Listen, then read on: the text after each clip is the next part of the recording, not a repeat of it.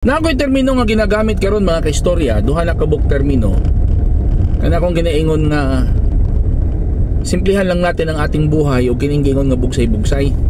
Kapag ka may galing ko og simplihan lang natin ang ating buhay, buti pasabot ana mga kaistorya o mga kabarangay. Mga kaistorya is in order for us to be happy, as much as possible, we will avoid competing and comparing ourselves to other people.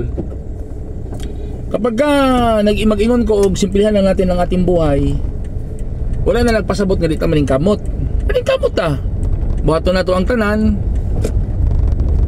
nga mga pagpaningkamot. Pero luyos na tong pagpaningkamot kung unsay maabot mo na siya. And we should be happy about it. So muna ginawa simplihan lang natin ang ating buhay. Dili mo di pasabot na magtinapulan ka. Dili. Ang wala mo di pasabot na simplihan lang natin ang ating buhay. Simplihan lang natin. O naipanahon sa pagpaningkamot, naipanahon sa pagdula, naipanahon sa pag-alagad sa atong Panginoong Diyos, naipanahon sa atong pamilya, naipanahon sa atong kaugalingon. So dapat balanse tanan. Kaya kung puro na po kapag paningkamot, maniglikto nimong uban, I think dili man ka magmalipayon, di ba? Di man ka magmalipayon. Oh, simple lang natin ang ating buhay. Kung unsay moabot sa tuwa, kung unsay atong ma-receive nga abot sa atong hinaguan, mao na. I-enjoy na to. Kumbaga in English man ginaingon mga kaistorya, maximize what you have. Kana naman bugsay-bugsay mga kaistorya. Every time kasi kapag ako'y mamit, bugsay-bugsay lang. Ang buti pa sa ng bugsay-bugsay, kalma lang. Ayaw pagdali. Oo, ayaw pagdali. There is time for everything.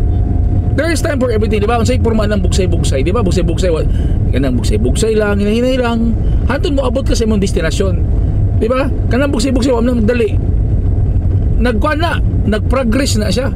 Nag-progress na siya, pero dili dinalian. Oo, kanang kumbaga nag-progress na siya, pero since wala man siya magdali, gina-enjoy niya ang journey sa iyang progress. Kaya kapag ka magdali mangog ka,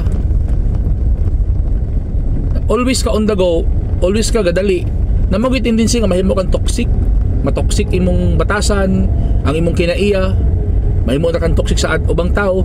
Pero kung bugsay-bugsay lang ka, gina-enjoy nimo, di ba? Tawagan ng magbugsay-bugsay, di ba? Literal nga bugsay-bugsay sa kanang baruto, di ba? Bugsay-bugsay gina. Kaysa kanang paspas kay mo ro, kanang paspas kayo. Kanang bugsay gyud, dili bugsay-bugsay, kung bugsay, di ba? Dili niya ma-enjoy ang scenery, di ba? Dili niya ma-enjoy ang scenery sa suba.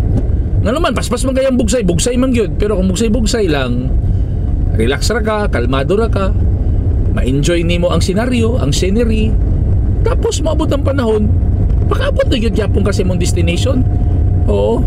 Kaya ang kinabuhi baya, dili lang baya dito sa destination baya. Oh, life is not always about destination. It's about destination and your journey. Yun sa nimo pag-abot ang imong destination, kumusta ang imong journey? Malipayon ba ka sa imong journey para maabot nimo ang imong destination?